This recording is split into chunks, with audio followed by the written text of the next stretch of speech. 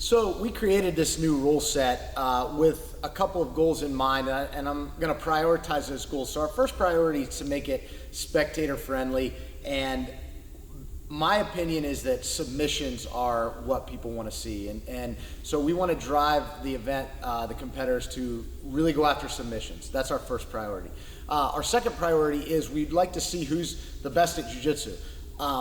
And that means that we don't want people winning by playing some kind of a strategy game or something like that. We want to see who's actually the best at technical jiu-jitsu.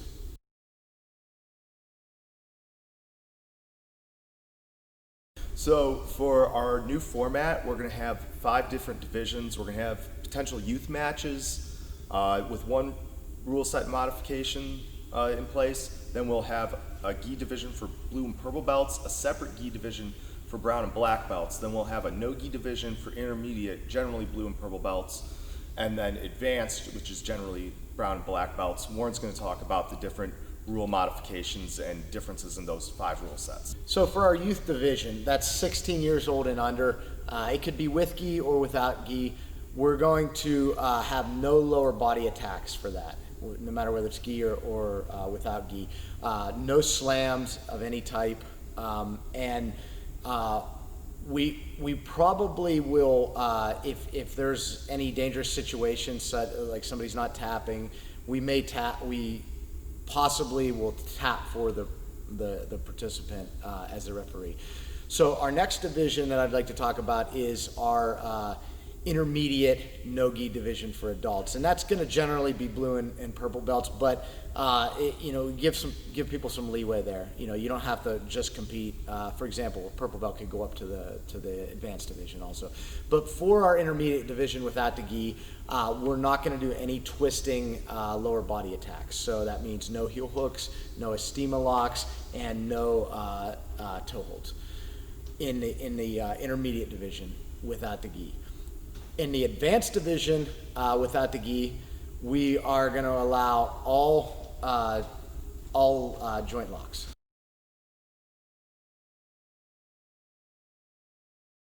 Okay, so let's talk about the edge and the out of bounds and things like that. So first of all, because our mat ends and there's floor after it, we really don't want you just trying to push somebody out of bounds. So if you push somebody, if say this is the edge, and I do this, okay, if I purposely push him out of bounds, that's a warning. I'm going to give a warning as whoever's refereeing is going to give a warning to the person who pushed him out of bounds, right? So you get 3 warnings. On the 4th one, you get disqualified. Okay, so I want to talk about rolling out or fleeing or defending a submission that goes out of bounds. Any of those, it doesn't matter whether it's a legitimate defense or whether you're just trying to run out of the bounds or whatever. We're not going to make that distinction, but we'll give you an example. So, let's say I start to apply some kind of a heel hook on Andy. He's rolling. He continues to roll. Oh, we're out of bounds. Okay, so the ref will stop it. The referee will stop as soon as they can. He was in a legitimate submission. So how we're going to do that is he gets 2 of those. Okay, you get 2 of those.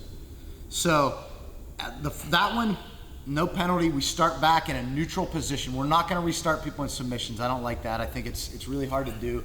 Unfortunately, you want to try to put your submissions on as close to the center as you can and try to stay in bounds, both people. But he went out of bounds, either defending or purposely trying to get out of bounds. So we're going to start back in a neutral standing position. So we'd start right here again. Okay? If he does that again at all throughout the match, he's disqualified immediately. So he loses. Okay? So both partners have to be really aware of that. And it has to be a legitimate submission, right? And that's our little bit of a judgment call from the referee.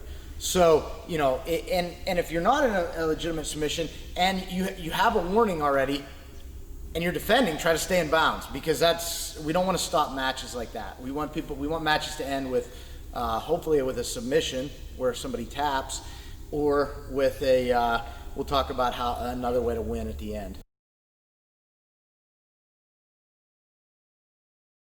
The other ways to get warnings are being passive.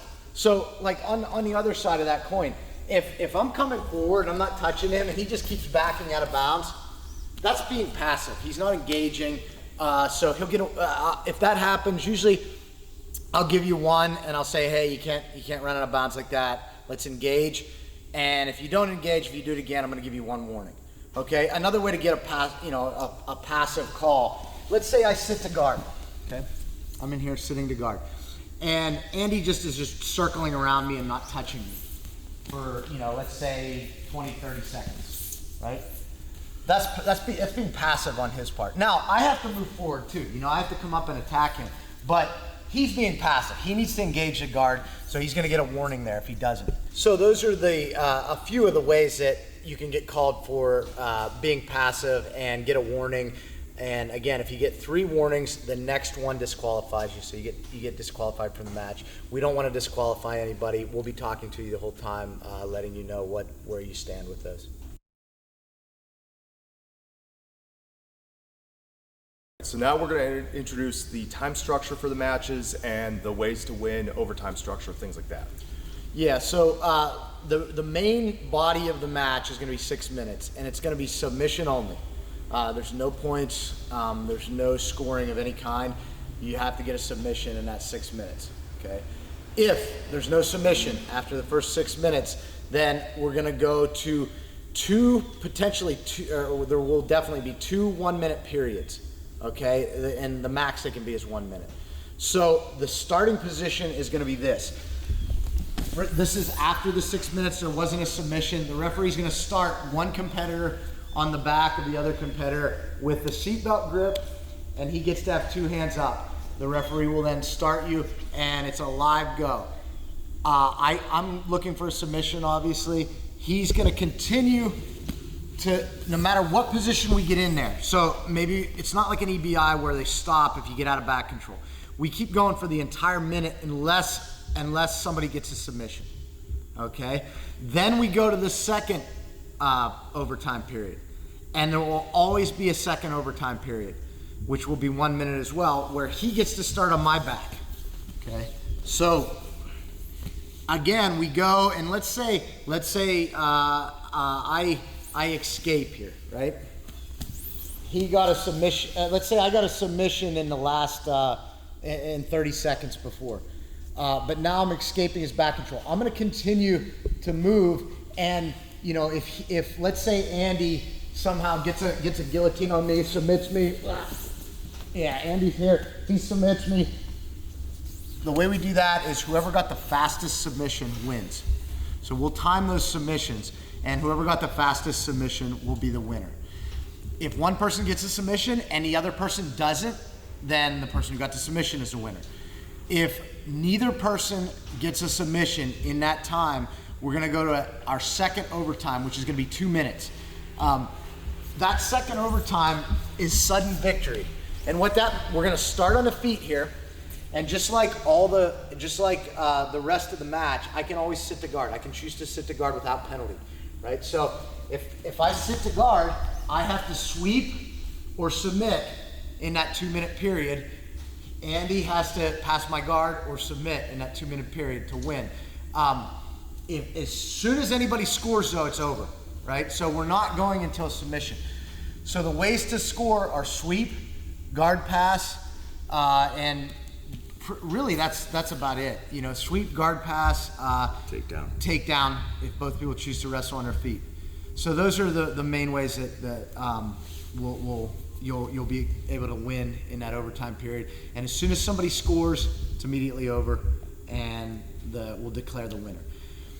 In the rare case that nobody wins, that nobody scores, hopefully we don't have matches like this because it would be boring and not what we want, but we'll be forced to do a referee's decision.